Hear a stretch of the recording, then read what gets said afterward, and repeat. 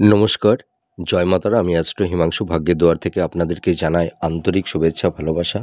আজ আমি যে প্রেডিকশনটি করতে চলেছি, জাতকেরা হলে ডান হাত থেকে দেখুন আর জাতিকারা হলে বাঁ হাত থেকে দেখুন। যদি কোনো জাতক জাতিকাদের হাতের এই যে ভাগ্যরেখাটি আপনারা দেখতে পাচ্ছেন, এই ভাগ্যরেখাটি যদি পুরো এই রবির ক্ষেত্র পর্যন্ত যদি এইভাবে চলে যায়, আর এটা হচ্ছে আমাদের বৃহস্পতির ক্ষেত্র। বৃহস্পতির ক্ষেত্রটি যদি একটু উঁচু হয়, একটু পিঙ্ক বর্ণের আভা থাকে এবং তার সঙ্গে যদি এই ধরনের স্কোয়ার সাইন অর্থাৎ চতুর্ভুজ চিহ্ন থাকে, সেটি অতীব শুভ। আর এইটা আপনারা দেখতে পাচ্ছেন, এটা হচ্ছে আমাদের হাতের হৃদয় রেখা। এই হৃদয় রেখাটি দেখতে পাচ্ছেন ধনুকের মতন একদম পুরো ঊর্ধ্বগামী হয়ে ওপরের দিকে, একদম বৃহস্পতির মানে মানে ক্ষেত্র পর্যন্ত ওপরের দিকে এই হৃদয় রেখাটি চলে গেছে। তা এটি কিন্তু ভীষণ শুভ একটা রেখা।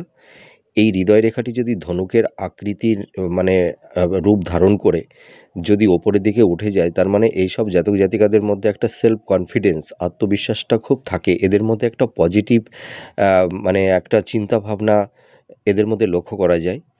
তো এই হৃদয় রেখা থেকে যদি দুটি রবি রেখা যদি একদম এই হৃদয় রেখা থেকে যদি দুটি রেখা, এইটা হচ্ছে আমাদের শনির স্থান, এই শনির ক্ষেত্র পর্যন্ত যদি এইভাবে চলে যায়, আর এই ভাগ্যরেখাটি যদি রবির স্থান পর্যন্ত চলে যায়, অর্থাৎ রবির ক্ষেত্র পর্যন্ত যদি চলে যায়, তা এই ধরনের রেখা যদি আপনাদের হাতে থেকে থাকে, তাহলে আপনারা ভেবে নিন আপনারা জীবনে নাম, যশ, খ্যাতি, অর্থ, প্রপার্টি, প্রচুর ধন সম্পদের মালিক হতে পারবেন। তাছাড়া দেখা যাবে আপনারা দুটো ফিল্ডেই সাফল্যতা পাবেন। এই যে ভাগ্যরেখা থেকে ভাগ্যরেখা তো এই রবির ক্ষেত্র পর্যন্ত চলে গেছে। এই সব জাতক জাতিকারা ভাগ্যের একটা ভালো এরা সাপোর্ট পায়। এবং হৃদয় রেখা থেকে এই যে দুটি রেখা দেখুন এই শনির ক্ষেত্র পর্যন্ত চলে গেছে, এরা বিজনেসে ভীষণ সাফল্যতা অর্জন করে থাকে।